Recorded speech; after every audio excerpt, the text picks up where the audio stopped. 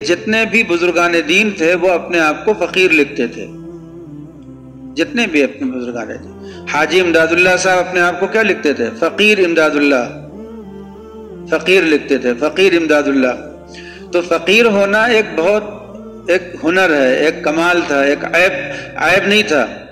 لیکن آج کل اس وقت موجودہ معاشرے میں فقیر ہونا ایک عیب بن گیا، ایک وہ پیشہ بن گیا، مانگنے کمانے کا دھندا بن گیا جس کو کہتے ہیں. تو دو طرح کے فقیر ہو گئے نا، ایک فقیر وہ ہے، ایک وہ فقیر ہو گئے. تو بات اس پہ ہو رہی تھی کہ توکل بالاسباب اور توکل بلا اسباب. توکل بالاسباب کے معنی یہ ہے کہ ہم نے اپنے گھر میں سارا انتظام کر لیا ہے، مکان بھی بنا لیا، بستر بھی اپنا بنا لیا، کپڑے بھی رکھ لیے، اور ہم نے کھانے کا بھی سال بھر کا 6 مہینے کا ذخیرہ کر لیا. لیکن ان سب سارے انتظامات کے باوجود ایسے ہی کمانے میں بھی مشغول ہوئے، کمانے کا بھی کوئی کام کیا. سارے انتظامات کے باوجود ہم نے دل نہیں لگایا دنیا سے. اس کو کیا کہیں گے؟ فقیر. یہ توکل یعنی ہمارا بھروسہ دکان پر نہیں ہے، مکان پر نہیں ہے، اسباب پر نہیں ہے، دل سے ہم اللہ پر ہی بھروسہ کرتے ہیں. اگرچہ یہ سارے انتظامات ہم کیے ہوئے ہیں.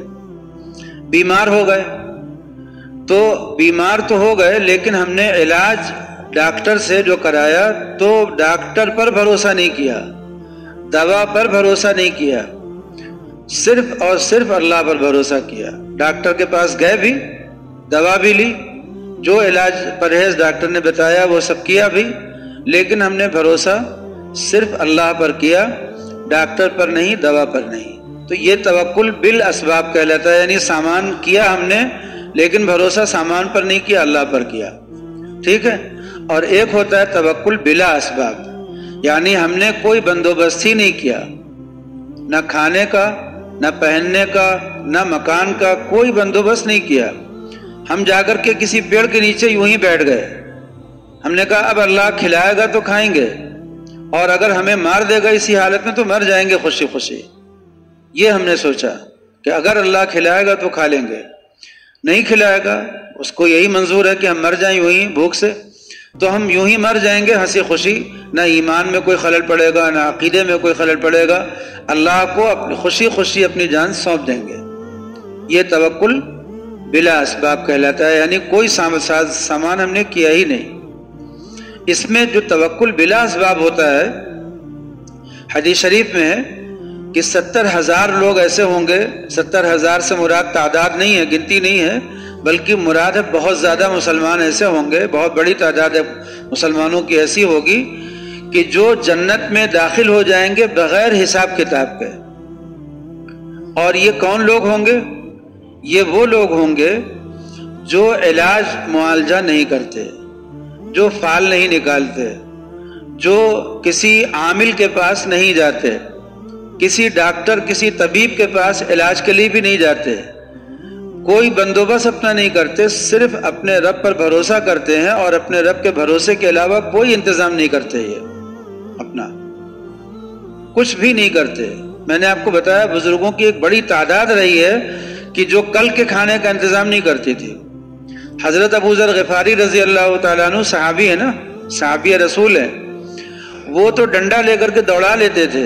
اگر کسی کے بارے میں سن لیتے تھے کہ اس نے کل کے لیے جمع کر لیا ہے تو وہ لاٹھی لے کر کے دوڑا لیتے تھے اس کو، اور ان تمام صحابہ کو برا کہتے تھے، غلط کہتے تھے، جو کل کے لیے جن کے پاس انتظام تھا، جو مکان بناتے تھے، جو کل کا بندوبست کرتے تھے، جو کماتے تھے، جو کوشش کرتے تھے کہ ہمارے پاس 6 مہینے کی سال بھر کی غذا ہو جائے، انتظام ہو جائے. وہ حضرت ابو ذر غفاری رضی اللہ تعالیٰ عنہ سب کے اوپر ڈانٹ لگاتے تھے، سب کو تنبیہ کرتے تھے. کہتے تھے کہ سونا چاندی اپنے پاس رکھنا حرام ہے. حضرت ابو ذر غفاری کہتے تھے کہ سونا چاندی جمع کر کے رکھنا، اسٹور کر کے رکھنا اپنے پاس حرام ہے. منع کرتے تھے سختی کے ساتھ، اور اگر معلوم ہو جائے کسی کے پاس ہے تو اس کو ڈنڈا لے کر کے دوڑا لیتے تھے. اسی لیے حضرت ابو ذر غفاری کبھی بھی کسی بھی شہر میں نہیں رہ پائے، مدینے میں تھے، اور روزانہ کسی نہ کسی سے ہو جاتی تھی. تو حضرت عثمان غنی رضی اللہ تعالیٰ عنہ نے امیر معاویہ کو خط لکھا کہ ہم کو ابو ذر سے آرام دلاؤ۔ تو امیر معاویہ نے اپنے آدمی بھیج کر کے ابو ذر غفاری کو بلا لیا کہ حضرت آپ یہاں آ جائیے۔ ان کو کہیں الگ تھلگ انتظام کرا دیا، آبادی سے الگ، کہ وہاں رہیے، کسی سے ملیے جلیے، کوئی ان سے ملے جلے نہیں، بس کوئی قافلہ گزرتا ہوا آ گیا چلا گیا۔ یہی حضرت ابو ذر غفاری ہیں جو روزانہ صبح میں روزے سے رہتے تھے، روز صبح جب کرتے تھے یہ اپنی تو روزے سے رہتے تھے، اگر کچھ مل جاتا تھا تو کھا لیتے تھے، اور اگر نہیں ملتا تھا تو پورے دن روزے کی نیت رہتی تھی ان کی۔ تو حضرت ابو ذر غفاری ہیں جو توکل کرتے تھے بلا اسباب، یعنی کوئی سامان نہیں کرنا ہے کل کا۔ تو یہ ایک اسلام میں اس کی فضیلت آئی ہے، اس کی حوصلہ افزائی کی گئی ہے، اور اس کو ایک اونچا مقام بتایا گیا ہے کہ ایسے بہت سے لوگ ہوں گے مسلمان جو اللہ پر بھروسہ کرتے ہوں گے، اور وہ جنت میں جب قیامت کے میدان میں حاضر ہوں گے تو نہ ان سے حساب ہوگا، نہ کتاب ہوگا، نہ ان کو کہیں کھڑا کیا جائے گا، سیدھے بس جاؤ بھائی تم لوگ جنت میں جاؤ۔ تو ایسے بھی مسلمان ہوں گے۔ اب مسئلہ یہ ہوا کہ ان دونوں توکل میں بہتر توکل کون سا ہے؟ یہ تو معلوم ہو گیا کہ اس توکل کا درجہ بڑھا ہوا ہے۔ ہاں، تو مولانا قاسم صاحب کی بات سنا رہے تھے، مولانا قاسم صاحب نانوتوی رحمۃ اللہ علیہ بھی توکل کرتے تھے بلا اسباب والا، یعنی اپنے لیے کوئی انتظام نہیں کرتے تھے، روٹی مل گئی تو کھا لیا، نہیں ملی تو نہیں کھایا، وہی انتظام تھا ان کا۔ اور اسی وجہ سے وہ بالکل الگ تھلگ سب سے اپنی زندگی گزارتے تھے، کپڑے بھی ویسے ہی رکھتے تھے، اور فرماتے تھے کہ علم کا دھبا لگا ہوا ہے، اس لیے لوگ مجھے جان گئے کہ میں کون ہوں۔ اگر یہ علم کا دھبا نہیں ہوتا تو لوگ جانتے بھی نہیں کہ قاسم کب پیدا ہوا کب مر گیا، اتنا اپنے آپ کو مٹاتے تھے۔ سفر میں تشریف لے گئے، سفر میں اب ظاہر سی بات ہے کہ کوئی ساتھ میں ہے تو لوگ پوچھتے تھے بھائی یہ مولانا قاسم صاحب ہیں؟ اگر لوگوں کو معلوم ہو جائے کہ مولانا قاسم صاحب ہیں، اتنی شہرت ہے ان کی پورے ہندوستان میں، حالانکہ عمر زیادہ نہیں پائی انہوں نے، 49 سال کی کل عمر تھی ان کی، تو عمر زیادہ نہیں پائی انہوں نے، لیکن لوگ پوچھتے مولانا قاسم صاحب ہیں تو ساتھ ہو جاتے، کچھ لوگ آگے پیچھے چلنے لگتے۔ تو مولانا کو یہ بات پسند نہیں تھی کہ کوئی انہیں جانے، تو اپنے ساتھیوں سے کہہ دیتے تھے کہ جب کوئی پوچھے کہ یہ کون ہے تو کہہ دینا کہ خورشید حسن ہے۔ مولانا کا ایک نام خورشید حسن تھا جو تاریخی نام تھا ان کا، تو فرما دیتے تھے کہ کہہ دینا کہ یہ تو خورشید حسن نام ہے ان کا۔ اور کوئی پوچھے کہ کہاں کے رہنے والے تو کہہ دینا الہ آباد کے رہنے والے۔ ہر بستی الہ آباد ہے، ہر بستی ہر گاؤں الہ آبادی تو ہے، اللہ کا آباد کیا ہوا ہے۔ تو کسی سے یہ مت کہنا کہ نانوتا کے رہنے والے ہیں، یہ کہہ دینا الہ آباد کے رہنے والے ہیں۔ الہ آباد سے مراد ان کی کیا ہوتی تھی؟ نانوتا۔ کہتے تھے کہ ہمارا جو نانوتا ہے وہ بھی تو اللہ ہی کا آباد کیا ہوا ہے۔ تو اس لیے وہ اپنے آپ کو چھپاتے تھے، مٹاتے تھے، دباتے تھے، لیکن اللہ کا کرنا ایسا ہوا کہ وہ جتنا اپنے آپ کو دباتے گئے اللہ ان کو اتنا ہی اونچا اٹھاتا گیا۔ پورے ہندوستان میں نہیں، پوری دنیا میں۔ مولانا تقی عثمانی صاحب فرماتے ہیں کہ میرا پوری دنیا کے اکثر ملکوں میں سفر ہوا ہے، اور جہاں جہاں پر بھی جس ملک میں بھی دین کا کام کرنے والے لوگ مجھے ملے وہ سب کے سب دارالعلوم دیوبند کے فیض یافتہ تھے، چاہے وہ انہوں نے خود وہاں سے اس مدرسے سے پڑھا ہو دارالعلوم دیوبند سے، یا دارالعلوم دیوبند کے سے پڑھے ہوئے جو یعنی اس کی جو شاخیں قائم ہوئی پوری دنیا میں ان شاخوں سے پڑھے ہوئے لوگ تھے، لیکن پوری دنیا میں ہر جگہ مسلمان یہیں سے فیض یافتہ ملے۔ آپ بتائیے کہ ایک ہندوستان کے ایک چھوٹے سے گاؤں میں ایک معمولی سا آدمی، اور اللہ تعالیٰ نے اس کو کیا رتبہ دے دیا کہ پوری دنیا میں جتنے مسلمان کہیں عمل کر رہے ہیں دین پہ، ان سب کو دین سکھانے والے اور بتانے والے کون ہیں؟ مولانا قاسم صاحب نانوتوی رحمۃ اللہ علیہ۔ انہوں نے خواب بھی دیکھا تھا، انہوں نے خواب دیکھا کہ میں کعبہ کی چھت پر کھڑا ہوں اور نہریں نکل رہی ہیں، بہت پانی نکل رہا ہے، بہت نہریں، اور چاروں طرف تیزی سے پانی بہہ رہا ہے۔ تو انہوں نے اپنے شیخ سے یا کسی سے پوچھا تو انہوں نے فرمایا کہ تم سے اللہ تعالیٰ دین کی نشر و اشاعت کا کام لیں گے جو سارے عالم میں پھیلے گا۔ تو ایک معمولی سی شخصیت جن کے پاس کوئی ساز و سامان نہیں، کوئی اسباب نہیں اختیار کرتے تھے، تو مولانا قاسم صاحب نانوتوی تو توکل پر بات بتا رہے تھے کہ توکل بالاسباب کا مطلب یہ ہوا کہ میرے پاس ساز و سامان ہے لیکن اس پر بھروسہ نہیں ہے. بھروسہ کس پر ہے؟ اللہ پر ہے. اور ایک ہے میرے پاس کوئی ساز و سامان ہی نہیں ہے, میں نے ساز و سامان رکھا ہی نہیں ہے. یہی مولانا قاسم صاحب نانوتوی جب ان کی شادی ہوئی تو ایک زمیندار گھرانے میں ہو گئی, اور جو جن صاحبہ سے ہوئی جب وہ آئیں پہلی رخصت ہو کر کے پہلی رات مولانا سے ملاقات ہوئی تو مولانا نے فرمایا کہ تم بڑے امیر گھرانے کی ہو, امیر ہو, اور ہم غریب ہیں, ہمارے پاس کچھ ہے نہیں. تو اور رشتہ جو ہے وہ اس وقت تک نبھ نہیں سکتا جب تک کہ دونوں برابر نہ ہو میاں بیوی. اب تم اتنی امیر اور ہم اتنے غریب, رشتہ نبھے گا کیسے؟ تو یا تو ہم امیر ہو جائیں تمہارے برابر اور یا تم غریب ہو جاؤ. 1.5 کلو سونا ان کے والد نے ان کو زیور بنا کر کے دیا تھا, 1.5 کلو سونے کا. تو انہوں نے کہا کہ یا تو تم غریب ہو جاؤ یا ہم امیر ہو جائیں. تو انہوں نے کہا کہ کیا کرنا چاہیے بتائیے.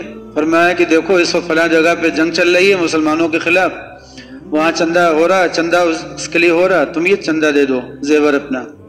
ان اللہ کی بندی نے 1.5 کلو سونا اٹھا کر کے چندہ دے دیا, اور اسی دن وہ غریب ہو گئی, اسی رات غریب ہو گئی وہ.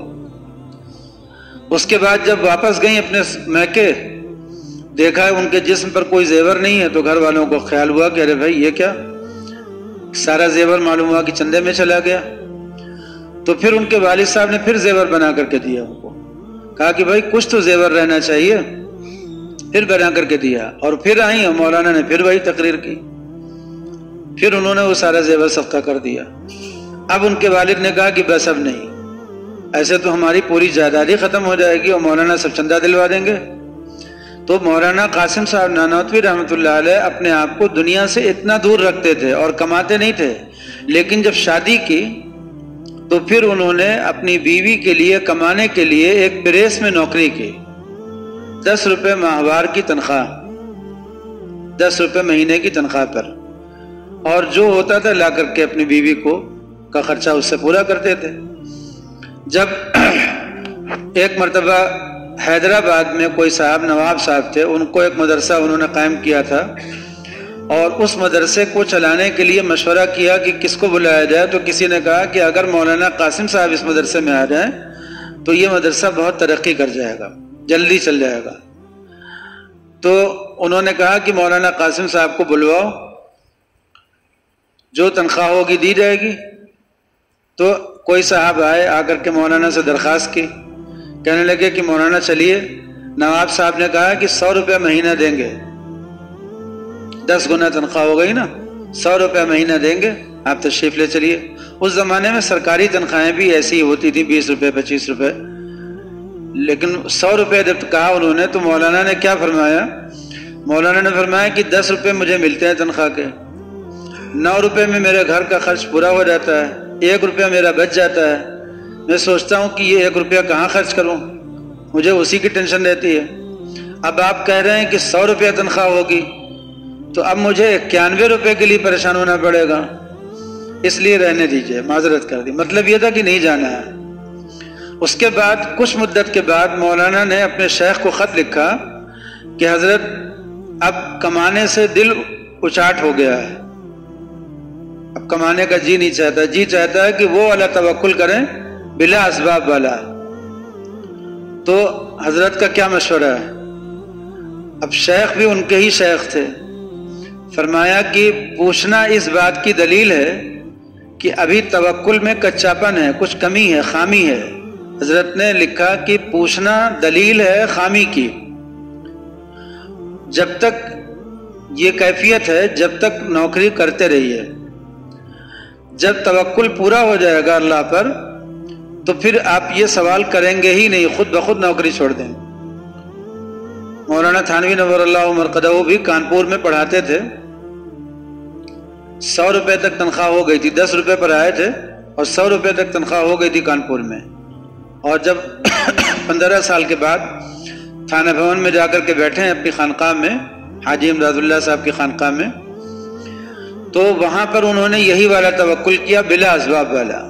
یعنی اب کمائیں گے نہیں اور جو ملے گا اس کو بس اسی پر گزر بسر کریں گے، جو من جانب اللہ آئے گا، نہ کسی سے سوال، نہ مانگنا، نہ کچھ کرنا، بس سب اللہ کے نام پر بیٹھ گئے، جو ملے گا اس میں گزر بسر کریں گے اور جو نہیں ملے گا تو صبر کریں گے۔ فرماتے تھے کہ کئی دن فاقہ ہوا، کئی دن فاقہ ہو جاتا تھا گھر میں، برداشت کرتے تھے، صبر کرتے تھے، پھر اللہ تعالیٰ نے بھیجنا شروع کیا، پھر تو اتنا ہوا کہ مولانا کو ہر سال کافی رقمیں اپنے پاس سے وہ کار خیر میں صرف کر دیا کرتے تھے، اتنا ہدیہ آتا تھا۔ حالانکہ کسی سے ہدیہ لینے میں بھی بڑی پابندیاں تھیں، اس کو کبھی تفصیل سے بتائیں گے، لیکن یہ بتا رہے تھے کہ ایک توکل بالاسباب ہوتا ہے کہ ساز و سامان موجود ہے لیکن اس سے دل نہیں لگا، دل ہے اللہ پر، بھروسہ اللہ پر، اور ایک بلا اسباب ہے کہ ہم نے کوئی ساز و سامان رکھا ہی نہیں، اللہ ہی پر بھروسہ کر کے بیٹھے۔ یہ توکل بلا اسباب اس آدمی کے لیے جائز ہے جس آدمی کو اگر جان بھی دینی پڑے اس میں تو اس کے چہرے پر شکن نہ پڑے، اس کے دل میں اعتراض نہ پیدا ہو، اور اسی حالت میں اللہ کے پاس خوشی خوشی چلا جائے۔ اگر کوئی آدمی اللہ پر اتنا یقین کر کے بیٹھے کہ اللہ اس کی جان بھی لے لے تو اس کے چہرے پہ شکن نہیں پڑے گی، اس کے دل میں اعتراض نہیں پیدا ہوگا، ایسے آدمی کے لیے یہ توکل جائز ہے۔